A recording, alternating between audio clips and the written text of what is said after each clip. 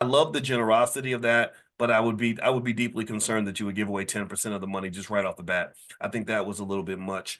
But anyway, in addition to that, what Jack would do is he would just give like 10, 20, 30, $40,000 to people just for whatever reason. Like if you met a waiter that he liked their personality, he would give them $50,000 or whatever, which I love that because he was really changing people's lives. But as you can imagine, that's not really sustainable.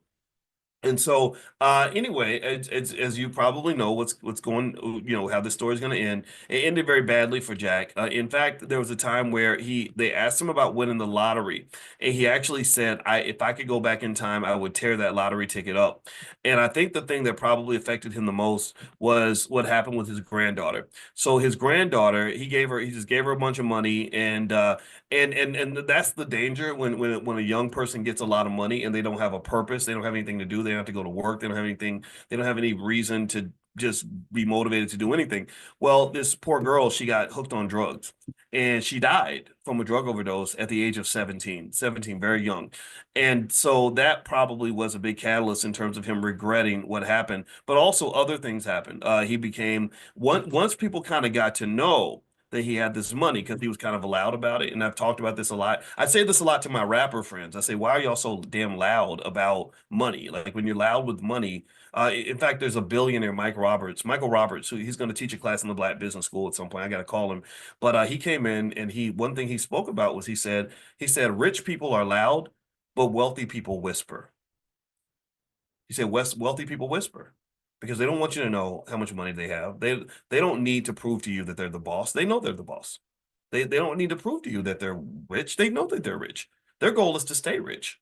So part of staying rich is, look, I don't even want to be a target. I don't want to be a target of the feds. I don't want to be a target of criminals. I don't want to be a target of scammers. I don't want to be a target of beggars. I don't want to be a target of anybody. So no, I don't need you to know how much money I have. And to some extent that is a mental health sort of issue, right? If you are a person that has some sort of emotional deficiency where maybe you've never gotten enough attention and you haven't overcome that, then perhaps attention seeking behavior might be something you would engage in, which could be detrimental to you and the protection of the things that you value.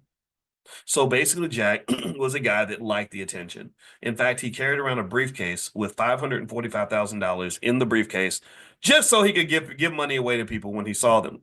Well, the criminals also heard that he had $545,000 in a briefcase everywhere he went. So, of course, he got robbed. I mean, if you're looking to rob somebody, why not rob the guy that you know has $545,000 in his briefcase and he got robbed at a strip club? Because I'm sure the strippers were happy to see him come through the door. There's Jack. Jack is so much fun, right? The ballers are here, girl. The ballers are here, right? You know what they do, right? So because there's a science to that. I told you about that story where I taught when I used to write for AOL Black Voices, and I got that email from that lady that worked for.